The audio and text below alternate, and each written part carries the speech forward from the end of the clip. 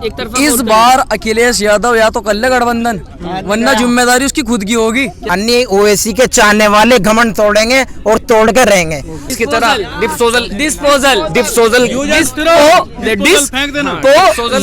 आप झूठ बोलते हैं, सिर्फ फेंकते हैं, लंबी लंबी फेंकते हैं। क्या होता है डिस्पोजल गिलास। ये रिक्शा नहीं चाहिए, इसको तुम चलाओ रिक्शे में, इटावा चले जाओ बैठ के, सैफे ही चले जाओ इस रिक्शे में। बाबा की सरकार जाने वाली है, इंशाल्लाह एक नया इनकलाब आने वाला है। शादी क्या 21 साल में करेगा, उसको शादी के बारे में नहीं जानकारी है। नमस्कार, आप देख रहे हैं द इंडिया टीवी में, आपके साथ मोहम्मद अकरम।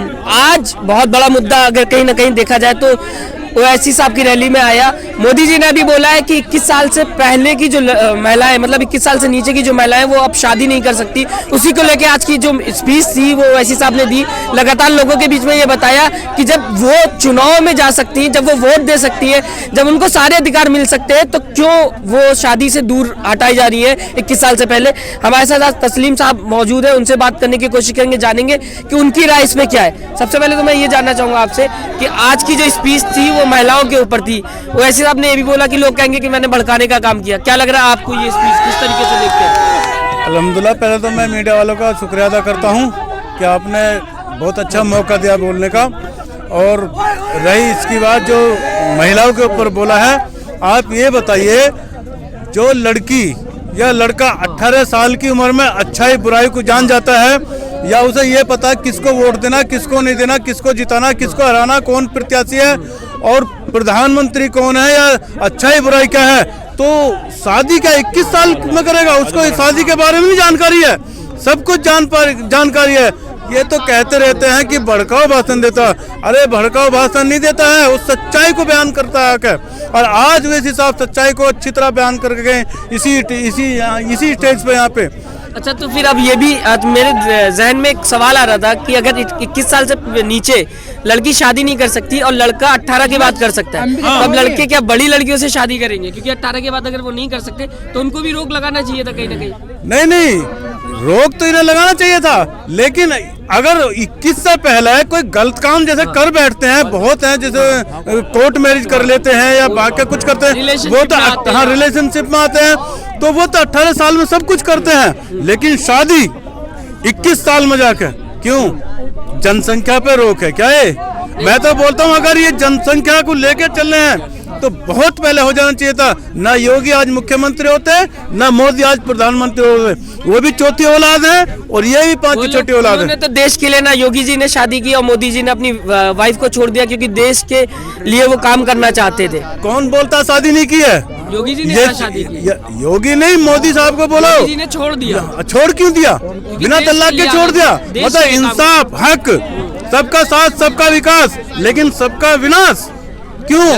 उस यशोदा का क्यों विनाश कर रहे हैं? जो बिना तलाक के छोड़ कर बैठा रखी है उसको साथ रखिए। नहीं, वो तो बोलते हैं ना कि हमने देश के लिए घर छोड़ा। इसका मतलब तो ये हुआ कि जो शादीशुदा हैं वो गुनहगार हैं, जो शादी नहीं करते हैं वो ईमानदार हैं। क्यों भाई? गब्बर सिंह भी तो कुंवारा था, वो क्यों डकैती डालता था? अच्छा, तो कवारे लोग आप कैसे देख रहे हैं इस समय? अगर बात कवारे नहीं है, रंडवे हैं। अच्छा, हाँ, छोड़ रखी है भैया उन्होंने। छोड़ना तो वो देश के लिए छोड़ी। वो बोलते मेरा नसीब अगर देश के काम आता है तो बहुत, मैं मतलब बहुत फक्र में। वो तो हर इंसान, आप भी बोलते हैं, हम भी बोलते हैं, अगर हमारा खून, हमारा कोई कतरा देश के लिए काम आता, हम लड़ने के तैयार है।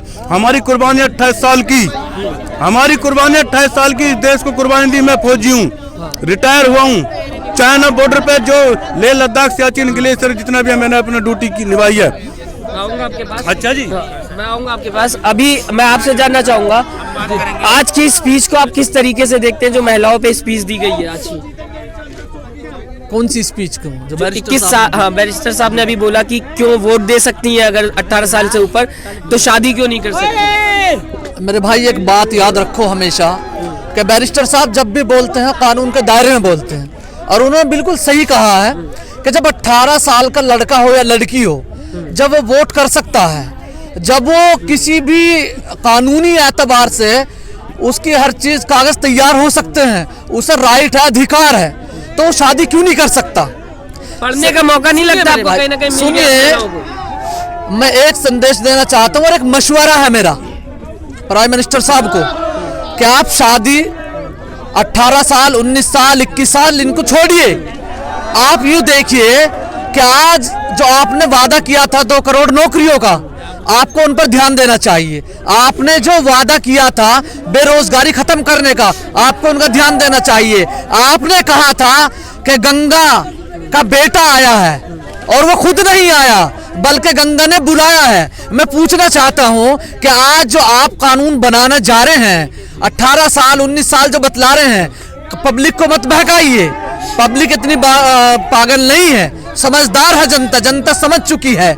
आप झूठ बोलते हैं, सिर्फ फेंकते हैं, लंबी लंबी फेंकते हैं। आप ऐसा मत करिए। आपने जो रोजगार का वादा किया था, नौकरियों का वादा किया था, बेरोजगारी खत्म हो जाएगी। बेरोजगारी खत्म हुई, महंगाई खत्म हुई, महंगाई चरम पर है।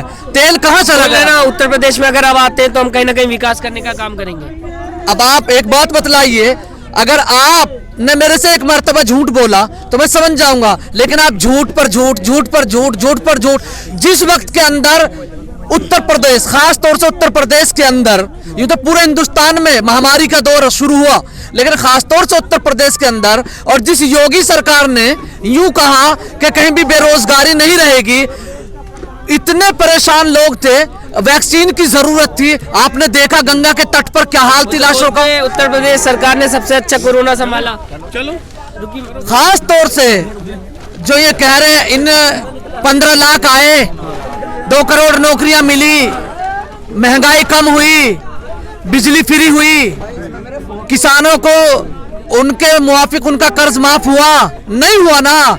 इतने तमाम वादे करके झूठ बोला तो अब कैसे पब्लिक इन पे एतबार करेगी? नहीं मेरे भाई, अब मैं आपसे सिर्फ यही कहना चाहता हूं कि पब्लिक समझ चुकी है, बाबा की सरकार जाने वाली है, इंशाअल्लाह एक नया इनकलाब आने वाला है। इस वक्त के अंदर पतंग लहराएगी और कोई भी सरकार ऑल इंडिया मजलिस इत्तेहादुल मुस्लिमीन के अलावा नहीं बन पाएगी।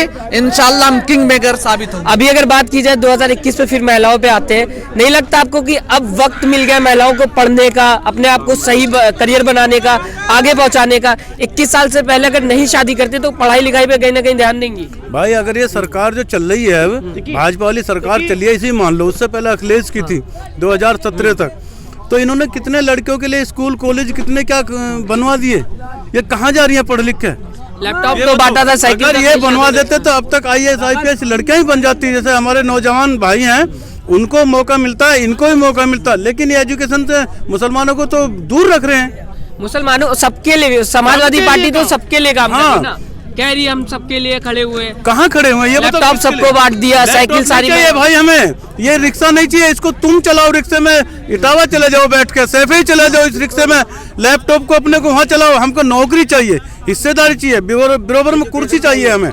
कुर्सी, हिस्सेदारी की आप बात करें, मुसलमान वैसे भी 2% पढ़ा हुआ है बताया जाए तो कैसे आप नौकरी में आएंगे, कैसे आप बैरिस्टर बनेंगे, कैसे वकील बनेंगे? अब तो खूब पढ़े हुए हैं, ऐसी बात नहीं है कि पढ़े लिखे नहीं है। वैसे साहब खुद बोलते 2% मुसलमान पढ़ा हुआ है। नहीं, ऐसा है, वही साहब बोल रहे हैं 2% पूरे हिंदुस्तान का अगर परसेंटेज निकाला जाए, ये है यूपी में भी अभी है, मानते हैं, लेकिन अब तो जो नौजवान है वो पढ़ लिख रहा है तो हिस्सेदारी भी चाहिएगी। जो आज तक जो 2% है उनको भी कहाँ दिया है? अच्छा 2% कितने बताओ, कितने? एक छोटी सी बात बता दूं, अगर फौज की बात आप लेके चले तो पहला मिलिट्री फोर्स में जो पेंशनर है, 1 रैंक 1 पेंशन मांग रहे ना, उनको कहाँ दिया है? और दूसरे भाइयों, जो पहला मिलिट्री फोर्स है, सरहद पर रहकर अपनी जान गंवाते हैं, और दूसरे क्षेत्रों में भी, जैसे नक्सल हुआ, आतंकवाद इलाका हुआ, जो डिस्टर्ब एरिया, उनमें भी जान गंवाते हैं। लेकिन भाई साहब, शहीद का दर्जा नहीं दिया जाता उन्हें। शहीद का दर्जा सिर्फ आर्मी को मिलता है, तो क्यों नहीं दे रही है सरकार शहीद का दर्जा? ये सारे निशानेबाजी। अगर आजम खां पे आज फिर एक बार बात हो गई, फिर आजम खां पे आप लोग बात करते हैं, समाजवादी। आजम खान पे इसलिए बात की जाती है कि आजम खान ने समाजवादी पार्टी को तन मन धन मतलब अपना सब कुछ लुटा दिया और उसके लिए एक कोई भी कमेंट करके राजी नहीं है। ये अखिलेश जो है बचा के राजी नहीं है। ये क्या बचाएगा उसको जो खुद जेल में ठोकने वाला हो? ये कोई और नहीं, आजम खान को सपा समाजवादी पार्टी जेल में पहुंचाने वाली है। ये क्या उसको बचाएंगे अब? बहुत बहुत शुक्रिया। भाई हमारे कहने का मकसद ये है कि हमें इस वक्त सरकारी कुर्सी, सरकारी कलम, सरकारी दफ्तर चाहिए। अब हम रिक्शा नहीं चलाएंगे और रिक्शा और साइकिल अब समाजवादी चलाएगी, मुलायम सिंह और अखिलेश चलाएगा। हमें हिस्सेदारी चाहिए क्योंकि हिस्सेदारी किस चीज में सुनो, चाहिए? आज तक हमें अखिलेश ने और मुलायम सिंह ने हमें इस्तेमाल किया जिस तरीके क्या होता है डिस्पोजल गिलास की तरह डिस्पोजल